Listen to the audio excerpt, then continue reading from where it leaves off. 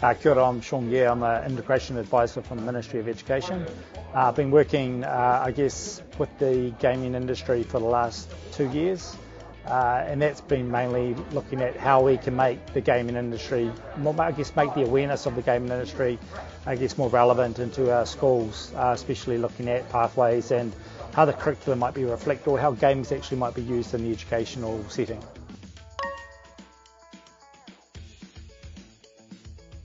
I've felt that. I've reached out and engaged with many people from all walks of life, through the NZGDA, through to studios, to people who work with kind of edge tech space, and they've been more than, welcoming with their, they've been generous with their time. They've been very willing to support the work that we're trying to do to provide more awareness and actually, how do we get them more involved in actually engaging with young people and sharing their stories with different communities.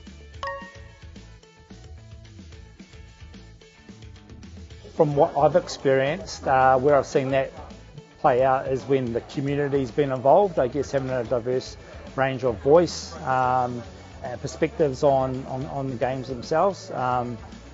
That's typically what I've seen.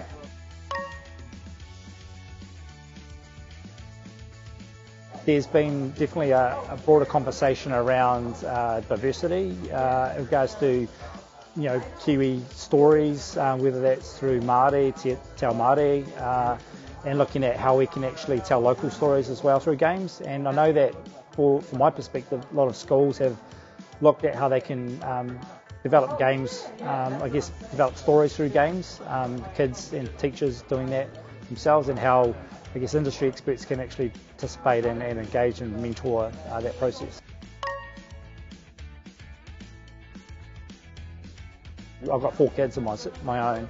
My oldest, he typically would spend a lot of time with his friends online, and again I sort of saw this sense of community and how they communicated and the time that they spent, and I sort of leaned in and engaged with him through that as well.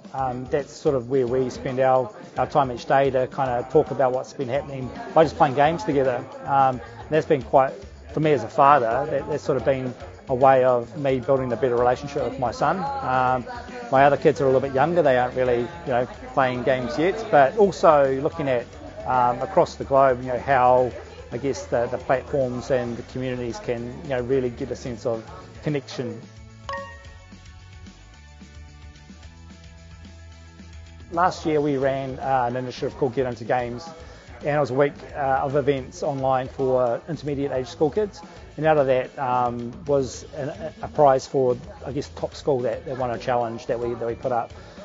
We ran a gaming day in a small rural school up in Ahipara, where we sort of connected. We brought in the Ping Zero experience to the community, and I went up there myself, and we had so much fun. The kids, it was just the best day of the year for them. It was like Christmas, and for me that was a real sense of giving back, but also understanding the impact that games have with regards to how it has sort of, a universal language and connection for people to, it doesn't matter, it's like music, there's no boundaries around, it just sort of has that neutral platform, and that for me was fun, amazing, and an experience I won't forget.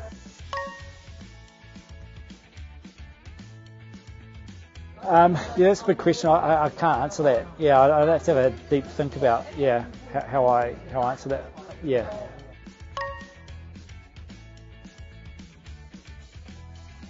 For many industries, especially where I see in education, how games will complement how teachers kind of use the technology that's available.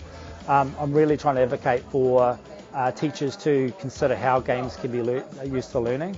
You definitely, what we see through research, especially in New Zealand here, is that a broader set of students are able to engage through playing games, and for teachers they get a greater or deeper insights to the students' interests and what their passions are by observing them playing games. It's not a vanilla approach, it's looking at using different mediums and technologies to actually enable a student to learn through their own choice. So accessibility with technology and connectivity is definitely going to be good.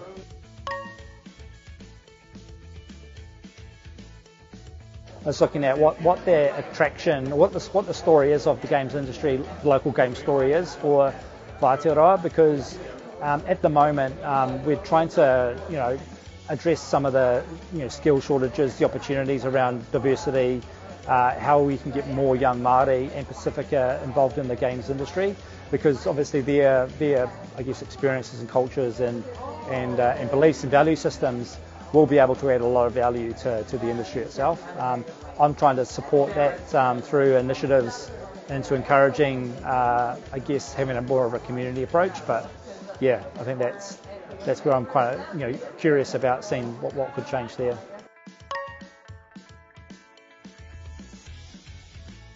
For me, like playing games, I think I like to play with other players, like multiplayer games. Yeah, again, I like to play with my son, see what's relevant there. Yeah, shoot a game.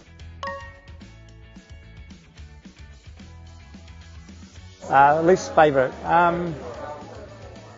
don't know. I'm not really into like the storytelling stuff. I get quite, I guess my attention span's a little bit shorter. Yeah. How do I fast forward? Yeah, that's generally my frustration. Yeah, I just generally give me the action. Yeah, I want to win.